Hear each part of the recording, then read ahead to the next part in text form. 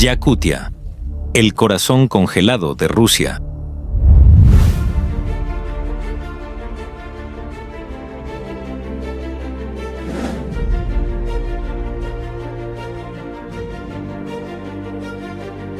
Existe un lugar donde el invierno reina durante 9 meses al año, donde las temperaturas descienden hasta los 70 grados bajo cero, donde el suelo no se ha descongelado en miles de años, donde el aliento exhalado se congela al instante en cristales que los habitantes llaman el susurro de las estrellas. Esto no es la Antártida. Esto no es el océano Ártico. Es tierra habitada.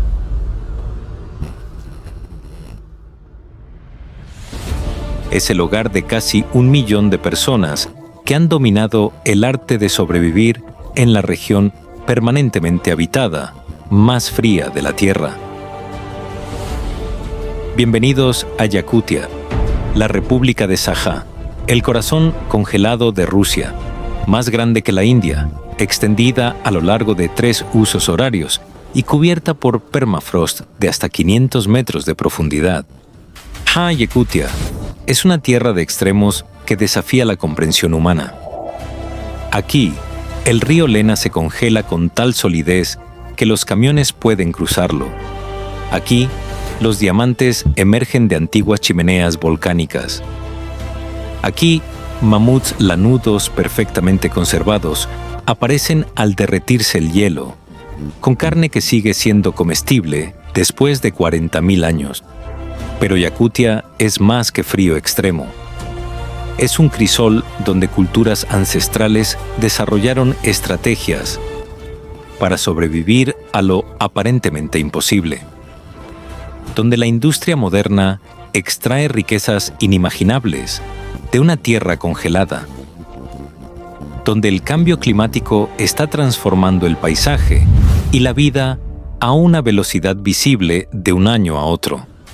Este es un viaje hacia un frío tan profundo que se vuelve casi metafísico, hacia una inmensidad tan vasta que engulle la presencia humana, y hacia una cultura tan resiliente que prospera allí donde otros no sobrevivirían ni unas horas.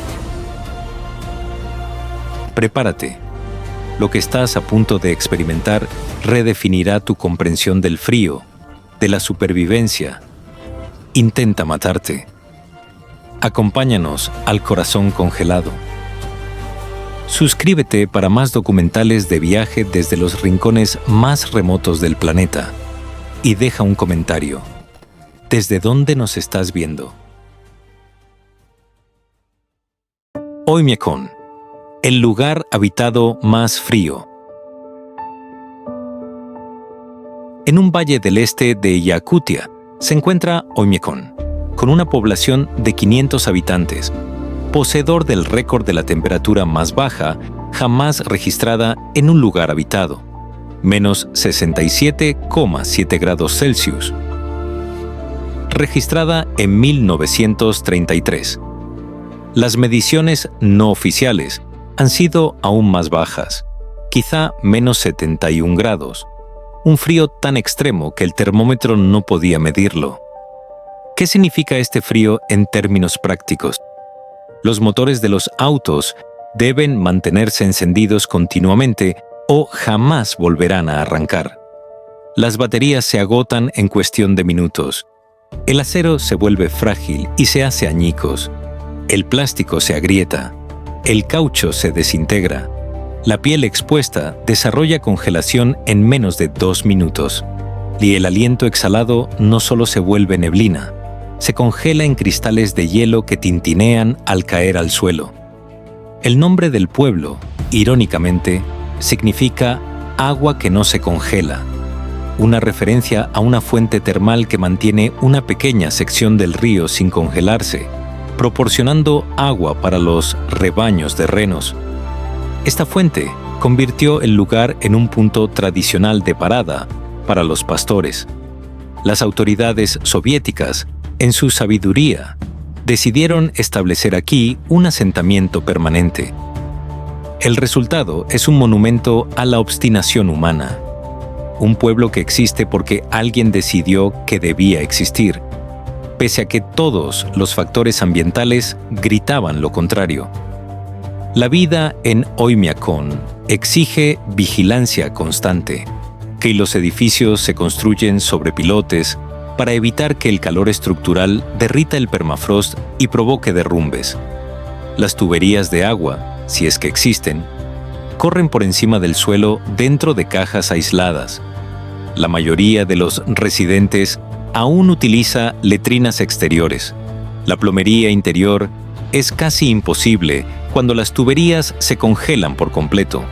Los peces sacados de agujeros en el hielo se congelan en el aire antes de tocar el suelo. La leche se vende en bloques congelados. El vodka, pese a su contenido alcohólico, puede congelarse. Y aún así, la gente prospera aquí. Los niños asisten a la escuela a menos que las temperaturas bajen de menos 52 grados Celsius, el umbral oficial de demasiado frío para ir a clase. El mercado local funciona todo el año. Las familias se reúnen para celebraciones en hogares calentados por estufas de carbón que arden sin parar desde octubre hasta abril. Pero Oymyakon enfrenta una amenaza existencial: el cambio climático. Los inviernos se están volviendo ligeramente menos severos. El permafrost comienza a descongelarse. Los edificios presentan grietas a medida que sus cimientos se desplazan. La identidad de el lugar más frío de la Tierra puede que no sobreviva a otra generación.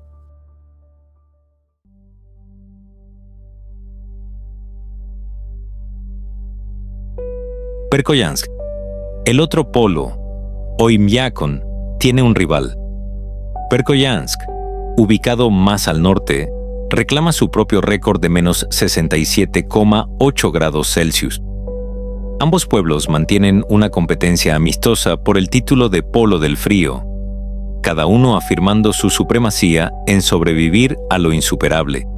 La singularidad de Verkhoyansk va más allá del frío. La ciudad experimenta el rango de temperatura más extremo de la Tierra, de menos 68 en invierno a más 37 en verano, una oscilación de 105 grados Celsius. Esta volatilidad térmica crea efectos extraños. Los edificios se agrietan por la expansión y contracción. Las carreteras se elevan y se deforman. El propio suelo se mueve a medida que las capas activas sobre el permafrost se congelan y se descongelan.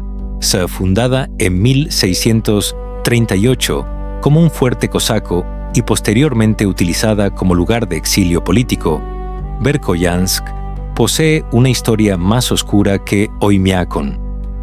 Las autoridades zaristas y soviéticas enviaban aquí a los prisioneros políticos, razonando que el frío era castigo suficiente.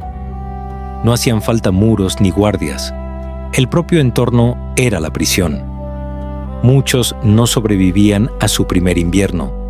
Hoy, Verkhoyansk tiene aproximadamente 1,000 residentes, menos que en su apogeo soviético. Los jóvenes se marchan hacia climas más cálidos y mejores oportunidades. Quienes permanecen están comprometidos con las tradiciones yakutas o carecen de los recursos para trasladarse. La ciudad sobrevive gracias al pastoreo de renos, la caza y una pequeña cantidad de turismo de entusiastas del clima extremo. Pero recientemente Verkhoyansk fue noticia por una razón distinta. En junio de 2020, las temperaturas alcanzaron los 38 grados Celsius, la más alta jamás registrada por encima del Círculo Polar Ártico. El permafrost se descongeló de manera catastrófica. Edificios colapsaron. Las carreteras se disolvieron en barro. La ciudad, que ejemplificaba el frío extremo, se convirtió en un símbolo del cambio climático extremo. La ironía es amarga.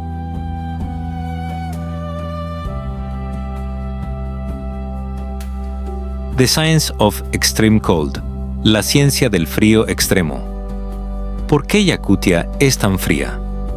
La respuesta está en la geografía, la altitud y la física atmosférica. Yakutia ocupa una vasta cuenca entre cadenas montañosas, creando una trampa de aire frío. En invierno, las masas de aire ártico se asientan en esta cuenca y se estancan. Sin la influencia oceánica que modere las temperaturas, Yakutia está casi tan lejos del océano abierto como puede estar la Tierra. El frío se intensifica semana tras semana. El sol invernal apenas se eleva sobre el horizonte. En Verkhoyansk, los días de invierno duran 3 horas. La radiación solar, ya de por sí débil, incide con un ángulo tal que la mayor parte se refleja de vuelta al espacio. El paisaje cubierto de nieve refleja el poco calor que llega. En el resultado es un bucle de retroalimentación positiva. El frío genera más frío.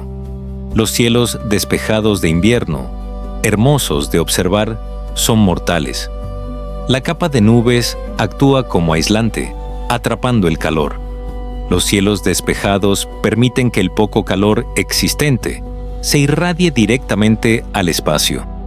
Las temperaturas más bajas ocurren en noches claras y tranquilas, cuando nada impide que el calor escape.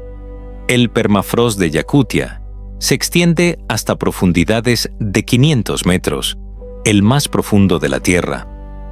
Este suelo congelado actúa como una enorme batería térmica, almacenando el frío acumulado durante milenios. Ni siquiera el calor del verano puede penetrar más que unos pocos metros. Por debajo de eso, el suelo ha permanecido congelado desde la última edad de hielo. Los científicos estudian Yakutia como un anticipo de otros planetas. Marte, con sus extremos cambios de temperatura y su permafrost, se parece más a Yakutia que a cualquier otro lugar de la Tierra. Las tecnologías desarrolladas para la construcción en Yakutia, aislamiento térmico, diseño de cimientos, sistemas de calefacción, influyen en los planes para una eventual colonización de Marte.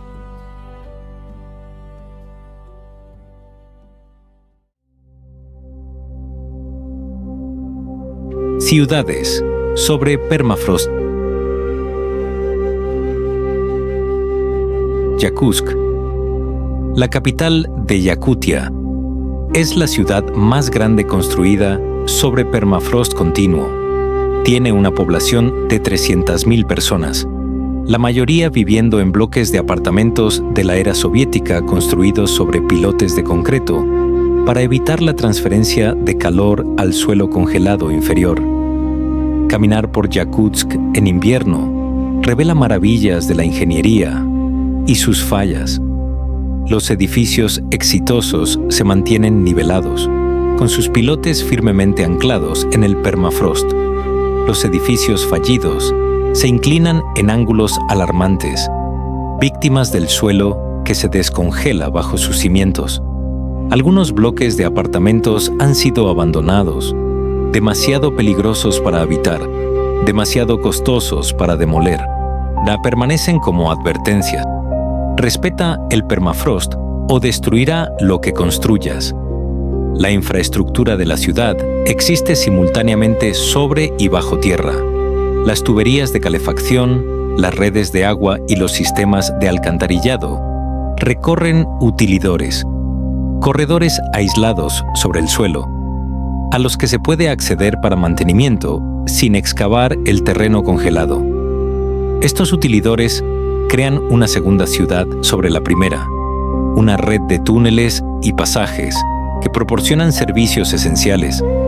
Pero el cambio climático lo está desestabilizando todo. La temperatura media de Yakutsk ha aumentado 2 grados Celsius en 50 años. Esto no suena dramático hasta que se entiende que el permafrost existe dentro de un rango térmico estrecho. 2 grados significan la diferencia entre congelado y descongelado. Los edificios se están agrietando, las carreteras se derrumban, la pista del aeropuerto ha requerido reparaciones constantes. En 2018, los cimientos de un edificio de apartamentos se desplazaron tan severamente que los residentes fueron evacuados de forma permanente. La estructura permanece allí, inclinada como un gigante ebrio, demasiado peligrosa para acercarse.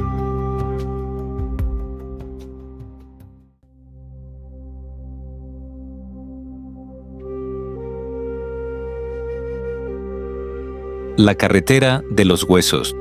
La autopista Colima R 504 se extiende por más de 2.000 kilómetros a través del este de Yakutia y más allá, conectando Yakutsk con Magadán, en la costa del Pacífico. Los locales la llaman la carretera de los huesos, construida por prisioneros del Gulag, cuyos cuerpos, al morir por el frío o el agotamiento, fueron enterrados bajo la misma carretera que estaban levantando. La carretera existe porque Stalin quería acceso a los depósitos de oro de la región de Colima. Decenas de miles de prisioneros fueron enviados a construirla. Trabajaban sin ropa adecuada, refugio ni suficiente comida. En invierno, las temperaturas alcanzaban los menos 60 grados. El verano traía mosquitos tan densos que podían asfixiar a una persona. El número de muertos fue estremecedor. Las estimaciones oscilan entre 250.000 y más de 1.000.000.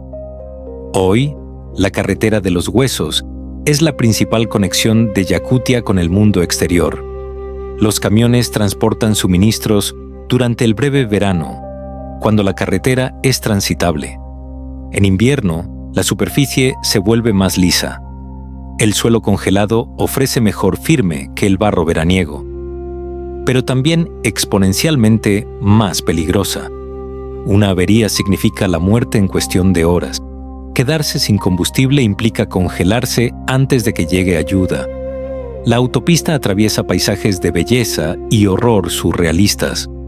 Los vastos bosques de taiga dan paso a la tundra, y luego a pasos montañosos donde el viento ruge con fuerza física. Aun los campamentos abandonados del Gulag aparecen periódicamente. Sus torres de vigilancia de madera colapsan, sus barracones se desintegran en la tierra, sus historias marcadas por memoriales rudimentarios. En los últimos años, el cambio climático ha vuelto la carretera de los huesos aún más traicionera. El deshielo del permafrost crea enormes socavones que aparecen sin previo aviso. Tramos enteros de la carretera han colapsado dentro de estos cráteres. Las inundaciones estivales arrasan los puentes. La carretera que mató a miles durante su construcción podría volverse completamente intransitable. Conducir por la carretera de los huesos no solo es peligroso, está embrujada. Cada kilómetro pasa sobre cuerpos. Cada bocanada de aire helado contiene el sufrimiento de quienes construyeron esta ruta con sus vidas.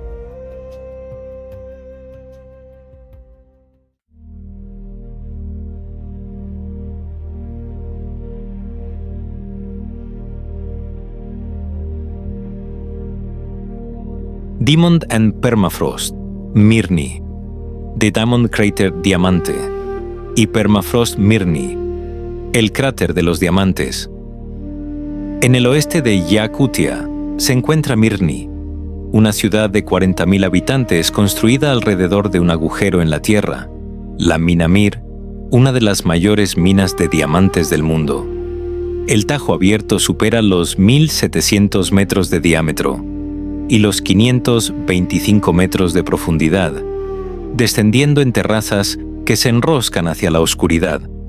La mina fue descubierta en 1955, cuando geólogos soviéticos hallaron tuberías de kimberlita, formaciones volcánicas que llevan los diamantes desde el manto terrestre hasta la superficie. El descubrimiento fue clasificado como secreto de Estado. La Unión Soviética necesitaba diamantes para uso industrial, especialmente en aplicaciones militares. Mirny se construyó con una rapidez asombrosa y abastecida por aire, ya que no existían carreteras. La minería en el permafrost de Yakutia presentaba desafíos únicos. El suelo era tan duro que los explosivos diseñados para roca común no podían penetrarlo. Los ingenieros desarrollaron cargas especiales capaces de fracturar el terreno congelado, pero las explosiones generaban calor, lo que descongelaba el permafrost y convertía la mina en un lodazal. La solución fue la minería invernal. Esperar los meses más fríos, cuando todo se volvía a congelar, y extraer la mayor cantidad de material posible antes de la primavera. El Tajo creció año tras año. Los helicópteros no podían volar sobre él. La corriente descendente creaba peligrosas turbulencias. En 2001, un helicóptero que intentó cruzar el Tajo fue succionado por estas corrientes y se estrelló, matando a todos a bordo. Después de eso, que se estableció una zona de exclusión aérea. El Tajo Abierto cerró en 2001, pero la minería continúa bajo tierra. Los túneles se extienden bajo el cráter, siguiendo la kimberlita rica en diamantes hacia las profundidades. Estas operaciones subterráneas presentan otros desafíos: filtraciones de agua subterránea, estabilidad estructural y ventilación en espacios confinados donde la calidad del aire afecta directamente la supervivencia. Pero el cráter en sí permanece, un monumento a la ambición industrial y a la fortuna geológica. Las propuestas para rellenarlo han sido rechazadas, demasiado costosas, demasiado complejas. Se ha planteado convertirlo en una ciudad cubierta o en una instalación de almacenamiento de energía, pero nunca se ha llevado a cabo. El cráter simplemente existe, un vacío circular visible desde el espacio y testimonio de la voluntad humana.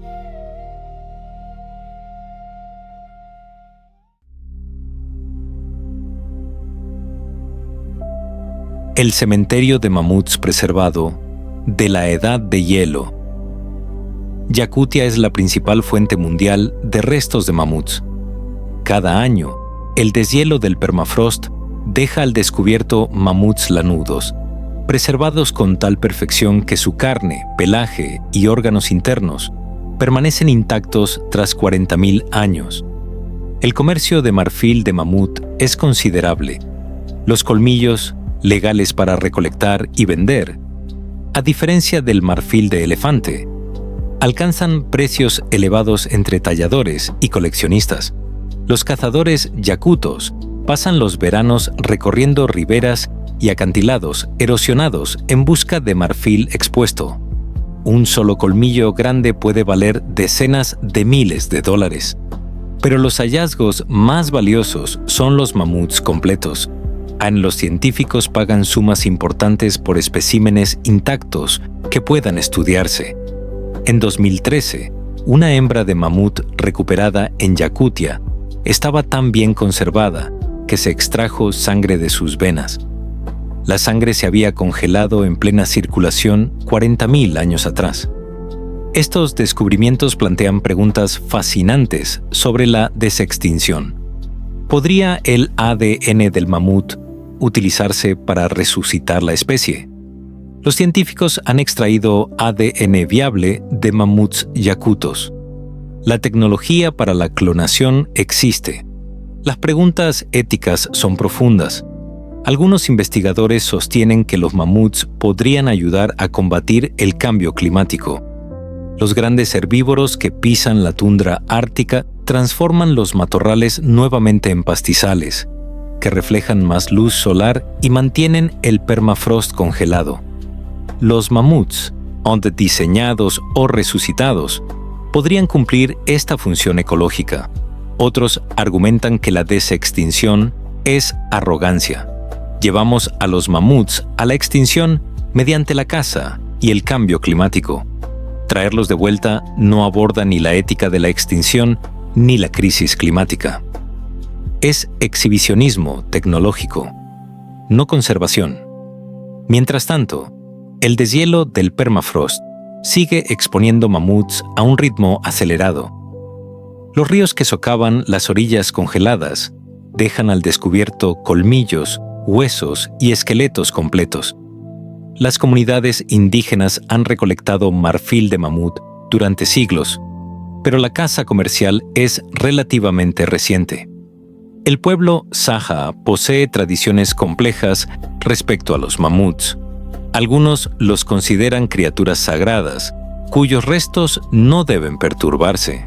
En otros, ven el marfil como un recurso económico que pertenece a quien lo encuentre. Surgen conflictos entre las creencias tradicionales y la necesidad económica. Lo que es innegable es esto: Yakutia es una cápsula del tiempo. El permafrost ha preservado no solo mamuts, sino todo un ecosistema.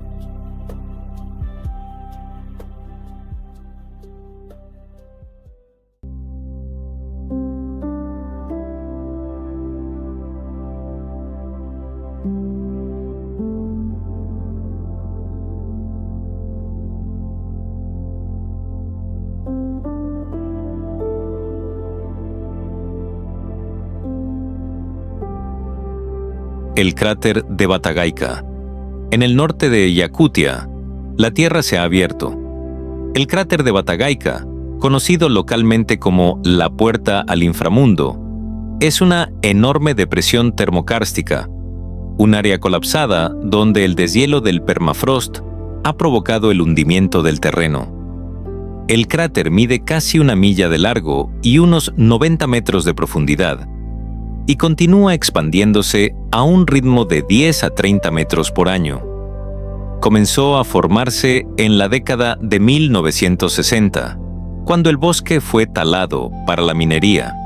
Sin la cobertura arbórea que aislaba el suelo, el permafrost empezó a descongelarse. El terreno colapsó. Una vez iniciado, el proceso se aceleró. Caminar hasta el borde del cráter revela la historia geológica. Las paredes expuestas muestran capas de permafrost acumuladas durante cientos de miles de años. Lentes de hielo del tamaño de autos sobresalen de los acantilados.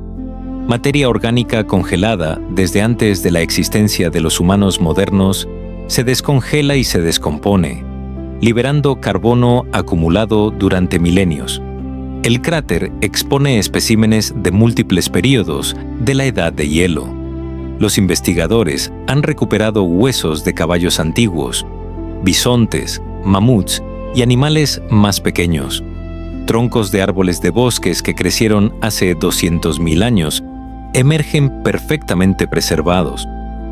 Las muestras de polen revelan qué plantas crecieron durante distintos periodos climáticos. Pero el cráter también es aterrador. Demuestra cuán rápido puede cambiar el paisaje cuando el permafrost se descongela. Lo que era suelo firme se convierte en vacío en cuestión de décadas. La expansión del cráter amenaza una autopista cercana, que si la carretera se corta, las comunidades más allá quedarán aisladas. Los locales evitan el cráter siempre que pueden. Las supersticiones sostienen que está maldito, que perturbarlo trae desgracia. Incluso los científicos que lo estudian a veces reportan inquietud, una sensación de que algo no está bien. Ancient viruses and bacteria. El permafrost de Yakutia no solo preserva grandes animales, también conserva microorganismos, bacterias, virus y hongos, congelados en pleno proceso vital desde hace 40.000 años o más. Científicos franceses que estudiaban muestras de permafrost de Yakutia descubrieron bacterias viables congeladas durante 3 millones de años. Al descongelarlas, las bacterias reanudaron su actividad metabólica. No eran fósiles, estaban en estado latente, esperando que regresara el calor. Aún más inquietante, se han recuperado virus gigantes del permafrost yakuto, virus de tipos desconocidos para la ciencia moderna. Algunos capaces de infectar amebas, otros con una especificidad de huésped aún desconocida. Estos virus habían permanecido congelados durante 30.000 años, que cuando se descongelaron en condiciones de laboratorio, volvieron a activarse. Esto plantea preguntas alarmantes. ¿Qué más permanece congelado en el permafrost? ¿Qué enfermedades afectaban a los animales y humanos de la edad de hielo? ¿Qué patógenos circulaban hace 40.000 años? ¿Podrían enfermedades antiguas, para las cuales los humanos modernos no tienen inmunidad, emerger a medida que el permafrost se derrite? El escenario no es teórico. En 2016, un brote de anthrax en Yakutia mató a miles de renos y hospitalizó a decenas de personas. La fuente se rastreó hasta el cadáver descongelado de un reno que había muerto de anthrax décadas antes. La bacteria, congelada en el permafrost, volvió a ser viable cuando el cuerpo se descongeló durante un verano inusualmente cálido. Si el anthrax puede sobrevivir décadas congelado, ¿qué ocurre con los virus y con bacterias comunes hace 40.000 años que luego se extinguieron tras la edad de hielo? ¿Qué patógenos nuevos podría contener el permafrost? Los científicos que estudian este fenómeno actúan con extrema cautela. Las muestras se manipulan en instalaciones de bioseguridad.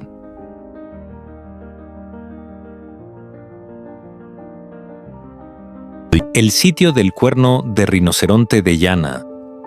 En el norte de Yakutia, los arqueólogos descubrieron el sitio del cuerno de rinoceronte de Yana, evidencia de ocupación humana que se remonta a 30.000 años atrás, el asentamiento humano más antiguo conocido en el Ártico. El sitio, preservado por el permafrost, contenía herramientas de piedra, agujas de marfil y armas hechas con colmillos de mamut y cuernos de rinoceronte lanudo. No eran implementos rudimentarios, eran herramientas sofisticadas que requerían técnicas de fabricación avanzadas. La importancia del sitio va más allá de su antigüedad. Demuestra que los humanos se adaptaron a las condiciones árticas mucho antes de lo que se creía. Hace 30.000 años, esta región experimentaba condiciones de la edad de hielo aún más duras que el clima actual. Sin embargo, los humanos no solo sobrevivieron, prosperaron, desarrollando herramientas y técnicas especializadas para la caza y la vida en climas extremos. La preservación es extraordinaria. Materiales orgánicos que se habrían descompuesto en condiciones normales permanecieron congelados. Mangos de herramientas de madera, cordajes de tendón, fragmentos de cuero. Todo lo suficientemente bien conservado como para estudiar las técnicas de construcción utilizadas por los cazadores de la edad de hielo. Análisis recientes de ADN del sitio revelaron material genético de humanos, mamuts y otros animales. El ADN humano mostró poblaciones que ya no existen, linajes genéticos que desaparecieron durante migraciones posteriores y cambios demográficos. El sitio de Yana plantea preguntas profundas. ¿Cómo sobrevivieron estos primeros humanos? ¿Qué tecnologías de vestimenta desarrollaron? ¿Cómo mantenían el fuego en condiciones donde la madera escaseaba? ¿Qué estructuras sociales permitían la cooperación necesaria para sobrevivir? Apenas comenzamos a comprenderlo. El sitio es remoto, accesible solo en helicóptero durante breves periodos de verano. La excavación es difícil. El permafrost debe descongelarse con cuidado para no destruir los artefactos. Cada temporada revela nuevos objetos y nuevas perspectivas sobre la adaptación humana al frío extremo. Pero el cambio climático amenaza el sitio. A medida que el permafrost se derrite, los artefactos quedan expuestos a la descomposición. Saka, cultura del caballo en el norte helado. El pueblo Saka, también llamado Yakuto, está formado por pastores túrquicos que migraron hacia el norte desde Asia Central hace siglos, llevando la cultura del caballo al Ártico. Esto debería haber sido imposible. Los caballos no son animales árticos. Sin embargo, los Saka no solo llevaron caballos a Yakutia, desarrollaron razas específicamente adaptadas al frío extremo. El caballo yakuto es un animal robusto y resistente, cubierto por un pelaje invernal tan espeso que parece piel. Estos caballos pueden soportar temperaturas de menos 60 grados Celsius. Escarban la nieve para alcanzar la hierba congelada debajo. Sobreviven con forraje que mataría de hambre a otros caballos. Para los Saka, los caballos no son solo transporte o alimento. Son animales sagrados, centrales para la identidad cultural y la práctica espiritual. La leche de yegua fermentada en kumis es una bebida tradicional. La carne de caballo sostiene a las familias durante el invierno. La piel proporciona material para ropa y refugio. Pero los caballos también representan la conexión con los orígenes más cálidos del sur. Mantener manadas en Yakutia exige un esfuerzo enorme. Construir refugios, almacenar alimento, proteger a los animales de lobos y osos. Que los Saka hayan persistido en este esfuerzo generación tras generación demuestra un compromiso cultural que va más allá de la necesidad práctica. La sociedad tradicional Saka se organizaba en torno a la cría de caballos.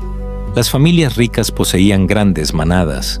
Con el estatus social se correlacionaba con el número de caballos. Los matrimonios incluían dotes basadas en caballos. Incluso hoy, entre los Saka que mantienen estilos de vida tradicionales, los caballos siguen siendo centrales para la identidad. El festival Isiaq, la celebración del Año Nuevo Saka, gira en torno a los caballos. El kumi se bendice y se bebe de manera comunitaria. Las carreras de caballos demuestran la destreza ecuestre. Los poemas épicos tradicionales relatan caballos legendarios y sus jinetes. El festival ocurre en el solsticio de verano, la noche más corta del año, celebrando la victoria de la luz sobre la oscuridad invernal. Pero el cambio climático afecta a esta cultura. Los inviernos se vuelven más impredecibles. Deshielos repentinos, seguidos de nuevas heladas, crean capas de hielo que los caballos no pueden romper para alcanzar la hierba. Nómadas del Reno. Mientras los Saka llevaron la cultura del caballo al norte, pueblos indígenas como los Evenki, Ivens y Yukagir practicaron el nomadismo del Reno, siguiendo a las manadas a través de la tundra y la taiga en migraciones estacionales, que abarcaban cientos de kilómetros. El nomadismo del Reno está perfectamente adaptado a las condiciones árticas. Los renos proporcionan transporte, alimento, ropa y material para refugios. No requieren alimento almacenado. Se nutren de líquenes y vegetación de la tundra. Se desplazan constantemente, evitando el sobrepastoreo. El estilo de vida no necesita infraestructura permanente, lo que lo hace resiliente frente al cambio ambiental. Pero este modo de vida está desapareciendo. Las políticas soviéticas obligaron a los nómadas a establecerse, interrumpiendo las rutas migratorias. Las fronteras modernas y el desarrollo industrial, minería, oleoductos, carreteras, fragmentan los caminos tradicionales. Las generaciones jóvenes prefieren la vida sedentaria con comodidades modernas. El cambio climático presenta nuevos desafíos. El aumento de las temperaturas amplía el rango de parásitos que afectan a los renos. Las condiciones de nieve alteradas vuelven intransitables las rutas tradicionales. El deshielo del permafrost crea terrenos inestables que lesionan a los animales. Aún así, algunas familias Evenki y Even mantienen tradiciones nómadas. Se desplazan con sus rebaños, viven en tiendas portátiles y siguen patrones establecidos por sus antepasados. Para ellos, esto no es pobreza ni atraso, es continuidad cultural, práctica espiritual y adaptación práctica al entorno. Y antropólogos y activistas trabajan para documentar y preservar el conocimiento nómada antes de que desaparezca. La lengua Saka y la tradición oral. La lengua Saka, una lengua túrquica no relacionada con el ruso, sobrevive como un idioma vivo y vibrante, hablado por casi 500.000 de personas. Esta supervivencia es notable dada la dominación del ruso y las políticas de la era soviética, que desalentaban las lenguas minoritarias. El Saka posee estructuras gramaticales complejas que reflejan la relación cultural con el entorno. Existen múltiples palabras para describir distintos tipos de nieve, hielo y frío. Los tiempos verbales codifican no solo cuándo ocurrió algo, sino cómo el hablante sabe que ocurrió. Observación directa frente a rumores. La lengua preserva la tradición oral. Los poemas épicos, llamados olonko, algunos de los cuales duran muchas horas en su interpretación, relatan héroes legendarios, seres sobrenaturales y mitos de creación. Estos relatos se transmitieron oralmente durante siglos, memorizados e interpretados por narradores especializados. La UNESCO reconoció el olonko como obra maestra del patrimonio oral e inmaterial de la humanidad. Pero la tradición enfrenta la extinción. Pocos jóvenes aprenden los épicos, las habilidades de memorización necesarias. Retener decenas de miles de versos se están volviendo raras. Las grabaciones preservan las interpretaciones, pero una grabación no es una tradición viva. La lengua Saka también contiene vocabulario chamánico, palabras para espíritus, rituales y estados alterados de conciencia. La espiritualidad tradicional Saka involucraba chamanes que mediaban entre el mundo humano y el espiritual, y viajando por capas cósmicas durante estados de trance inducidos por tambores y cantos. Las autoridades soviéticas reprimieron el chamanismo por considerarlo superstición. Los chamanes fueron arrestados o asesinados. Los objetos sagrados fueron destruidos. La práctica pasó a la clandestinidad, preservada en secreto por familias que continuaron las tradiciones pese a la persecución.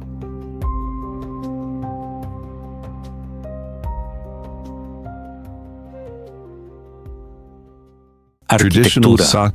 Tradicional Saka.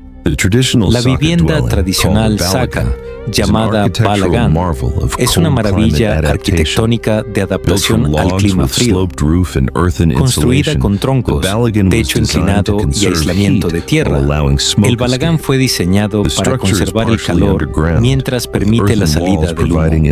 La estructura es parcialmente subterránea, con paredes de tierra que proporcionan aislamiento. El techo, cubierto con corteza de abedul y césped, ofrece protección térmica adicional. En el interior, un hogar central proporciona calor y sirve para cocinar. Las plataformas para dormir a lo largo de las paredes mantienen a las personas elevadas por encima del suelo frío. Pero la característica más distintiva es la entrada, un túnel bajo que obliga a las personas a gatear, evitando la infiltración de aire frío. Con este principio de diseño, minimizar aperturas, crear esclusas de aire, aparece en la arquitectura ártica tradicional de todo el mundo, desarrollado de manera independiente por culturas que enfrentaban desafíos similares. Las autoridades soviéticas desalentaron los balaganes, considerándolos primitivos. Construyeron viviendas estándar soviéticas, bloques de apartamentos de hormigón diseñados para climas moderados, totalmente inadecuados para condiciones de permafrost. Estos edificios se agrietaban, se inclinaban, requerían enormes costos de calefacción y representaban una eliminación cultural disfrazada de modernización. dismissed as Hoy primitive, quedan pocos embodied balaganes tradicionales. sophisticated understanding Algunos of existen como thermodynamics. piezas de Some museo contemporary o Saka atracciones architects are turísticas. creating new designs Un that puñado honor es traditional mantenido por principles familias que while preservan incorporating estilos de modern vida materials and tradicionales. conveniences. Pero These el hybrid conocimiento structures práctico attempt para to bridge construirlos cultural continuity está and desapareciendo contemporary junto con los needs, ancianos que aún creating recuerdan architecture cómo that's both hacerlo. Saka and modern. Irónicamente, This los architectural arquitectos renaissance modernos represents broader están pattern, redescubriendo indigenous principios knowledge, presentes suppressed en el as diseño backward, tradicional. is being recognized as Calefacción containing solar solutions to pasiva, contemporary problems. aislamiento con The tierra, ancestors who developed minimización de strategies for puentes extreme térmicos. cold survival El weren't balagán, primitive. They were descartado como engineers primitivo, responding to environmental encarnaba challenges una with comprensión available materials sofisticada and de la accumulated termodinámica. wisdom. We Algunos dismiss their arquitectos solutions. Saka contemporáneos Now we're están desperately creando trying to remember nuevos what was diseños lost. que honran estos principios tradicionales, mientras incorporan materiales y comodidades modernas.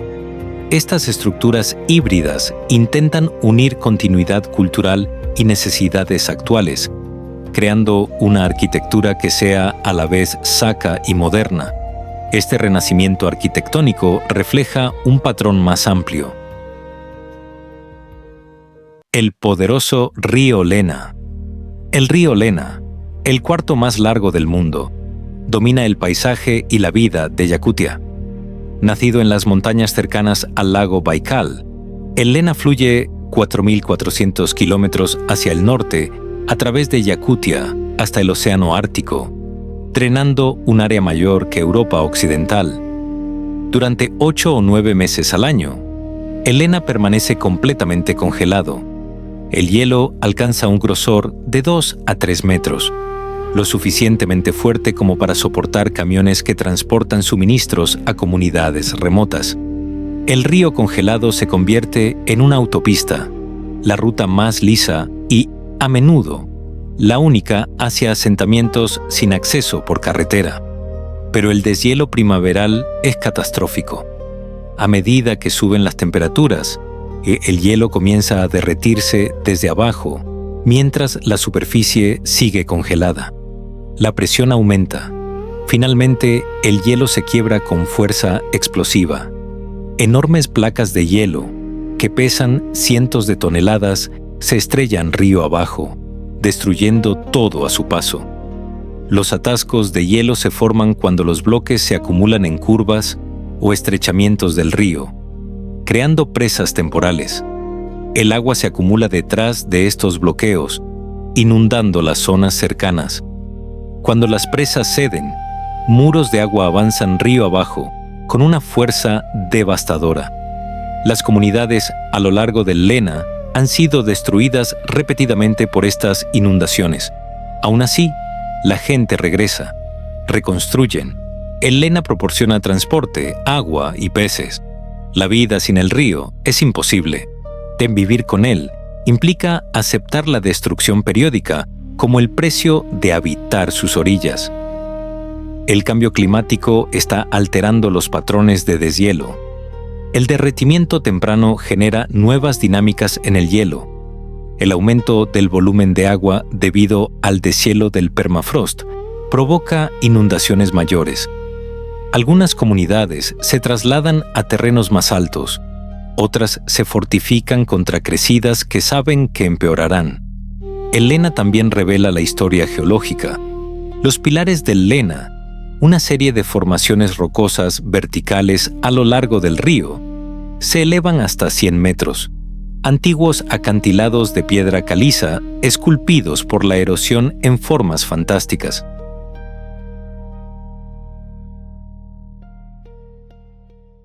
Comunidades ribereñas. A lo largo del río Lena, decenas de pequeñas comunidades sobreviven en un aislamiento extremo. Muchas no tienen acceso por carretera. Son abastecidas por barco durante la breve temporada de navegación en verano y por carreteras invernales sobre el río congelado. Estas comunidades subsisten mediante una combinación de actividades de autosuficiencia, pesca, caza y recolección, y subsidios gubernamentales. La vida es difícil, los suministros son costosos, la atención médica es limitada, los jóvenes se marchan en cuanto tienen la oportunidad.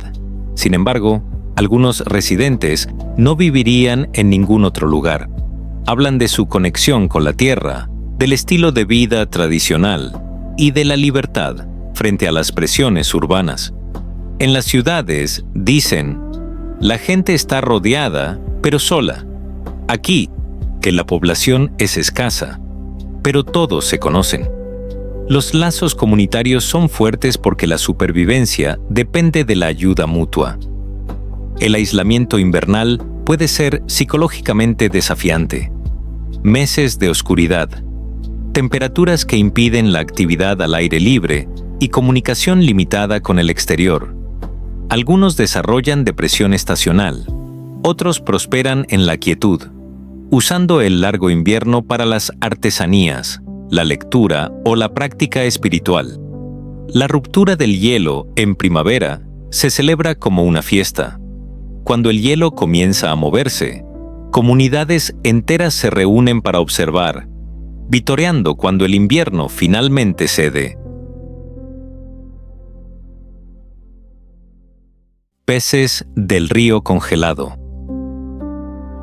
El río Lena alberga especies de peces únicas adaptadas al frío extremo. El esturión siberiano, uno de los peces de agua dulce más grandes, migra río arriba para desovar. Estos peces antiguos, casi sin cambios, durante millones de años, pueden vivir más de un siglo y alcanzar tamaños enormes. Pero la sobrepesca y la destrucción del hábitat han diezmado sus poblaciones. El Lena alguna vez rebosaba de esturiones. Hoy, capturar uno grande es raro. Otras especies, coregono, ómul, nelma, sostienen a las comunidades ribereñas. La pesca en hielo mantiene a las familias durante el invierno. Se perforan agujeros en el hielo grueso y se bajan redes al agua helada. Los peces, al ser extraídos, se congelan en minutos. Estos peces poseen proteínas anticongelantes en la sangre que les permiten sobrevivir en temperaturas letales para otras especies. Su carne, cuando se consume cruda y congelada, un manjar tradicional llamado stroganina, tiene una textura y un sabor imposibles de replicar. El cambio climático también afecta a estas poblaciones. El calentamiento del agua estresa a las especies adaptadas al frío, altera los ciclos de desove y el sedimento del permafrost sofoca los criaderos. De delta, el delta, donde el Lena desemboca en el océano Ártico. El río se fragmenta en cientos de canales, creando uno de los deltas más grandes del mundo. Cubre 32.000 kilómetros cuadrados de humedales, lagos e islas, una vasta naturaleza que sostiene millones de aves migratorias. Es un punto caliente de biodiversidad. A pesar del frío extremo, la breve explosión de vida veraniega es espectacular, pero también es la zona cero del impacto climático. El permafrost se derrite rápidamente. Las islas se erosionan hacia el océano a razón de varios metros por año. La geografía cambia visiblemente.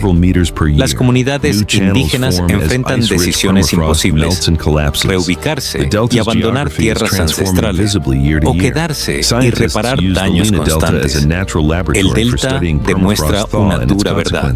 Los ecosistemas árticos, adaptados al frío extremo, son sorprendentemente vulnerables incluso a un calentamiento moderado. Yakutsk, Permafrost Metrópolis, Yakutsk, metrópolis del permafrost Yakutsk, con 300.000 habitantes, es la gran ciudad más fría del mundo. También es una de las de más rápido crecimiento, atrayendo migrantes por los empleos en la minería de diamantes y los salarios relativamente altos. La ciudad presenta contrastes surrealistas. Torres modernas se alzan sobre pilotes como gigantes mecánicos.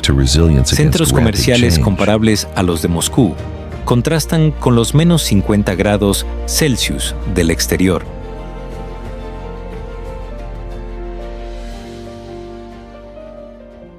Yakutsk with 300,000 residents, is the world's coldest major city.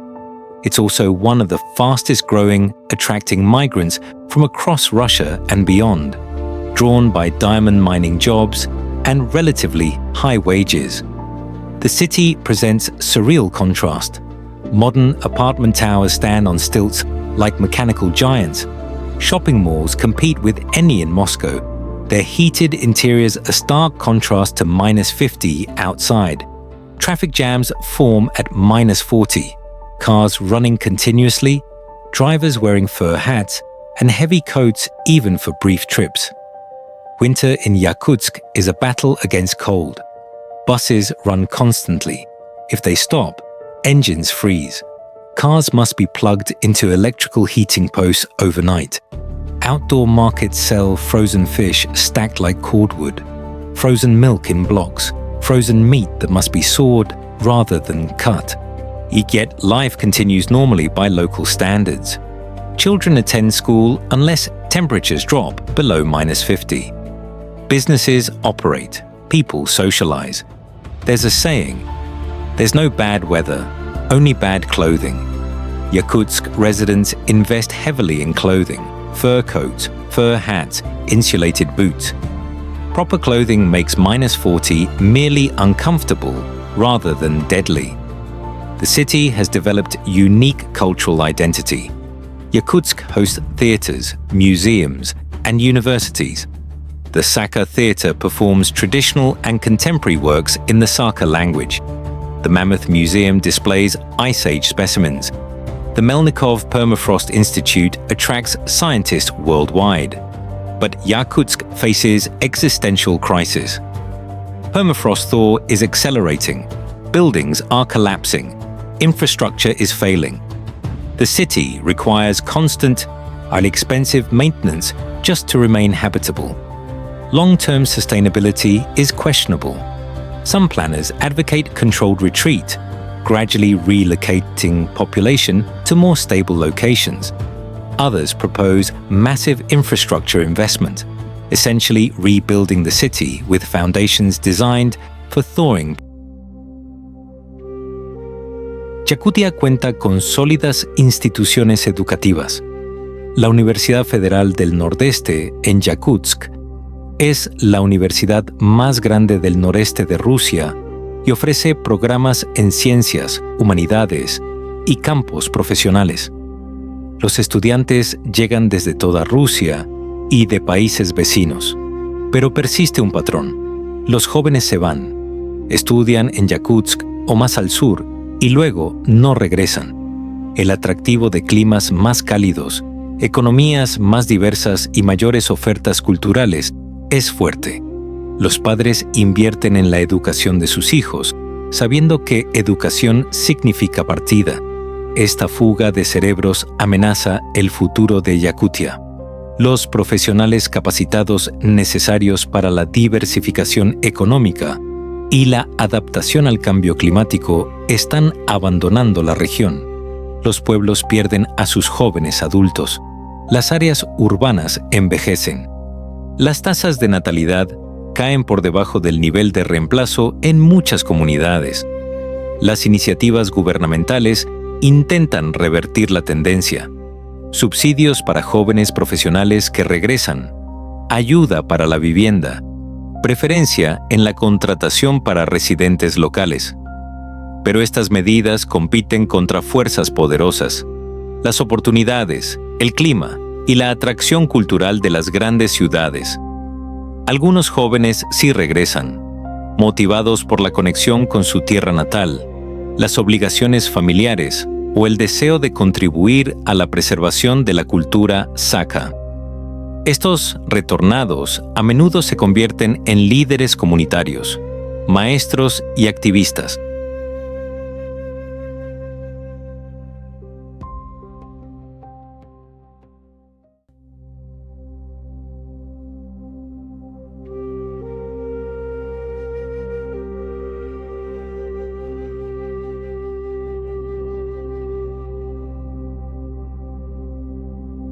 Turismo en el frío. Yakutia ha comenzado a desarrollar el turismo de frío extremo. Los visitantes pagan sumas considerables para experimentar temperaturas de menos 50 grados, alojarse en hoteles de hielo y fotografiar paisajes cubiertos de escarcha y el susurro de las estrellas. La propuesta turística es simple: experimentar el lugar habitado más frío de la Tierra, caminar por donde pocos turistas se aventuran, ponerse a prueba frente a un frío que hay que vivir para creer. Las oportunidades fotográficas son incomparables. Paisajes, formaciones de hielo y cultura tradicional. Las empresas turísticas ofrecen paquetes: visitar Oymyakon, conocer a pastores de renos, probar comida tradicional saka y presenciar la pesca en el hielo. Algunos recorridos incluyen presentaciones culturales, canto de garganta, recitación de poemas épicos y ceremonias chamánicas, preparadas para turistas, pero basadas en prácticas tradicionales.